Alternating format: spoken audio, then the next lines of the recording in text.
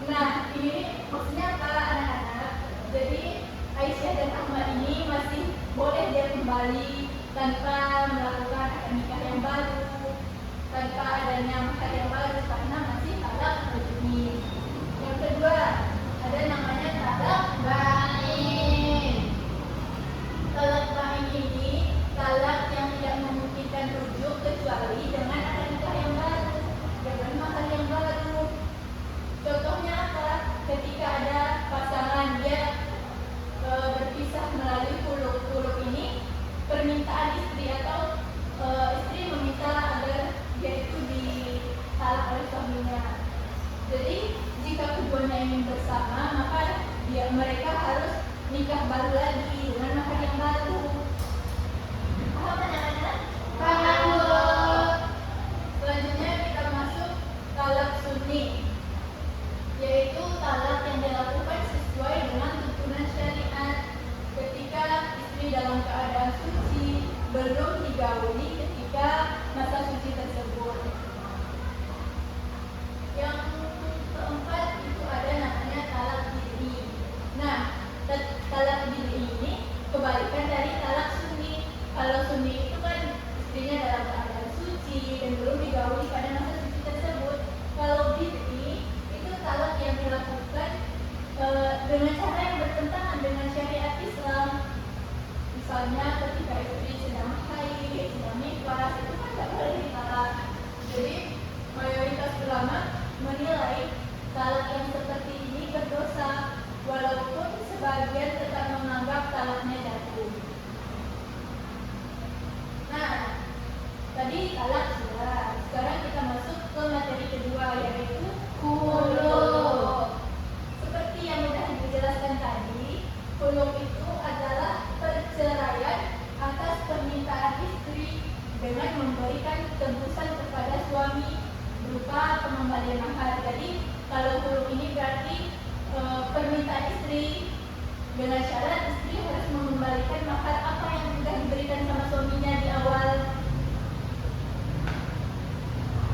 Nah, khuluu ini diberikan sebagai solusi ketika istri merasa tidak mampu lagi menjalankan rumah tangga dengan suaminya.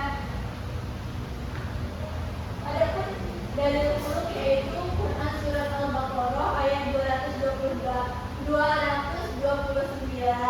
Siapa yang bisa baca? Saya Bu. Ya, siapa namanya? Kaisha. Coba baca Kaisha. A'udzu billahi minasyaitonir rajim. Bismillahirrahmanirrahim. Fa in khiftum alla yuqima hududallah fala junaha 'alaihima fima sadaqallahul azim. Artinya, jika kamu khawatir keduanya tidak dapat menjalankan hukum-hukum Allah, maka tidak ada dosa atas keduanya tentang bayaran yang diberikan oleh istri untuk menebus dirinya, Bu. Nah, benar sekali. Jadi kita Jadi dari Quran surat Al-Baqarah ayat 229 ini dapat kita pahami bahwa ketika keduanya khawatir, ketika kamu khawatir keduanya tidak dapat menjalankan hukum-hukum Allah, maka tidak ada dosa atas keduanya tentang bayaran yang diberikan oleh istri untuk menebus dirinya. Jadi khuluu itu diperbolehkan. Nah, adapun syarat-syarat khuluu itu ada 4. Yang pertama apa anak-anak? Ada permintaan dari pihak istri. Yang kedua, ada persetujuan suami.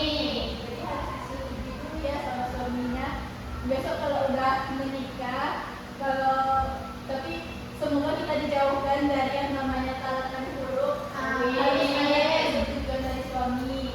Yang ketiga, ada tebusan atau pengembalian mahar yang disepakati. Yang keempat, dilakukan sesuai aturan syariat dan hukum yang berlaku. Jadi harus sesuai dengan aturan syariat dan hukum yang berlaku.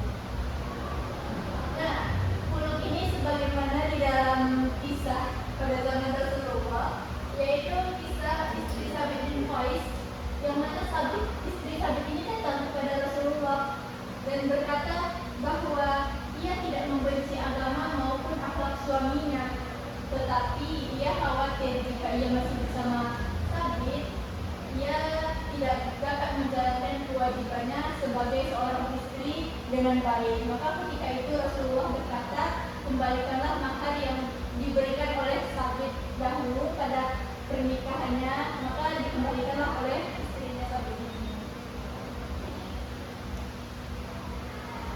Nah, adapun hikmah dari khuluu ini menunjukkan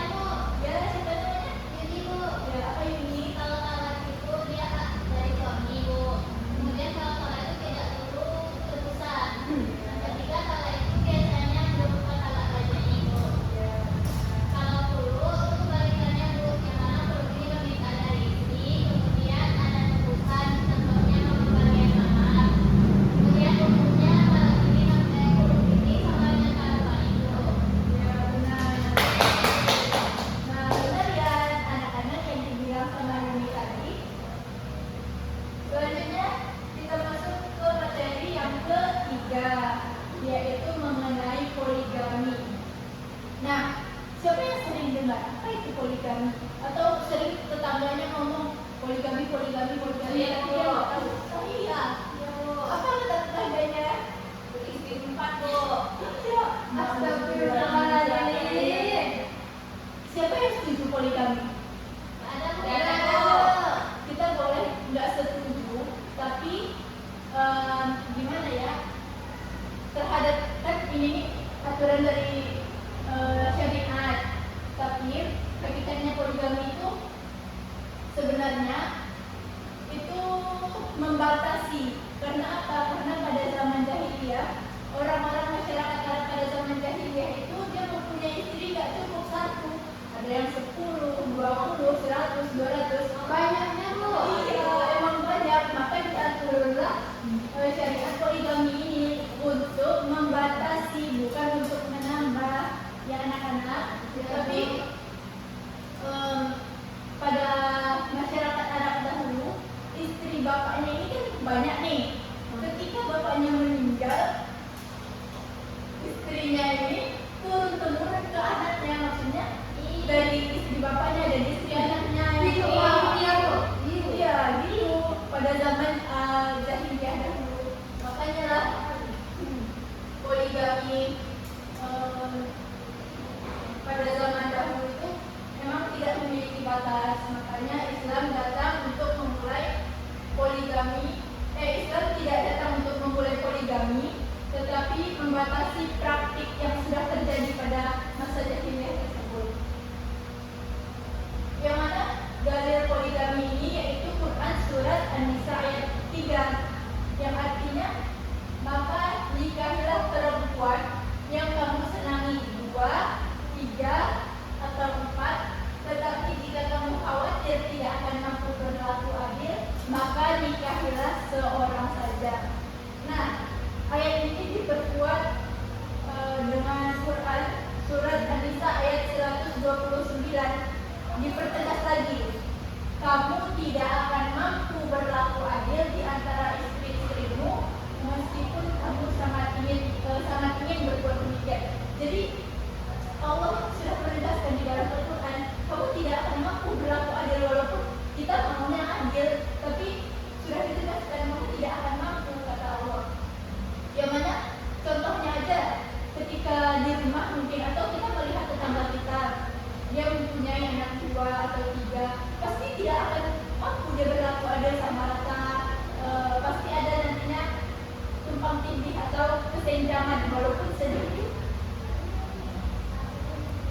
Nah, selanjutnya, mengapa Islam memperbolehkan poligami? Di antara hikmahnya yang pertama,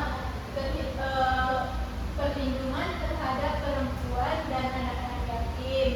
Yang kedua, kondisi sosial tertentu seperti perang yang menyebabkan ketidakseimbangan. Jadi ketika pada zaman dahulu itu kan sering perang, pada masa Rasulullah sering perang.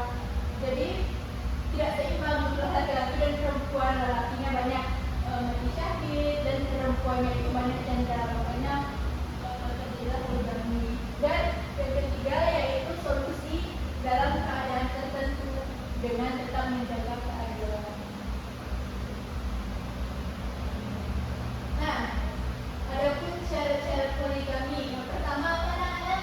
Mampu berlaku adil. Adil itu apa? Siapa yang tahu? Sebetulnya adil itu apa? Sama rata.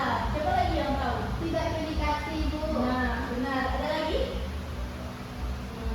Jadi adil itu menempatkan sesuatu pada tempatnya, sama rata, tidak pilih kasih. Yang kedua, mampu memperlihatkan lahir dan batin. Yang ketiga, tidak menzalimi istri dan anak. Dan yang keempat, mampu mengikuti keluarga. Nah, benar. Jadi ketika laki-laki ingin poligami, maka harus lihat dulu syarat-syaratnya. Nah, poligami menurut hukum Indonesia, Undang-Undang Perkawinan menetapkan bahwa suami yang ingin poligami harus mendapatkan izin pengadilan agama dan memenuhi syarat-syarat tertentu yang mana kita sebutkan tadi syarat-syarat poligami ini. Nah, contohnya seorang suami ingin berpoligami karena alasan yang dibenarkan syariat dan hukum. Maksudnya ini misalnya alasan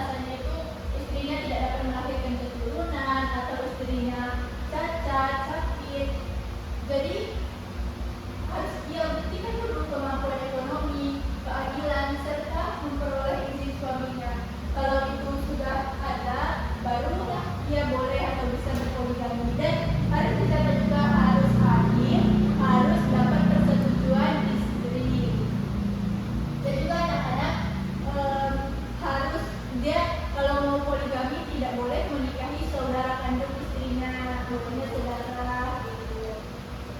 Nah, terakhir Ibu ada pertanyaan, mengapa menurut anak-anak nih setelah kita membahas mengenai talak, khulu, poligami, mengapa Islam memberikan syarat yang sangat ketat terhadap talak, khulu, dan poligami? Ada yang tahu? Coba sekarang dipikirkan dulu, mengapa ya Islam memberikan syarat yang ketat? Boleh dikasih waktu dulu.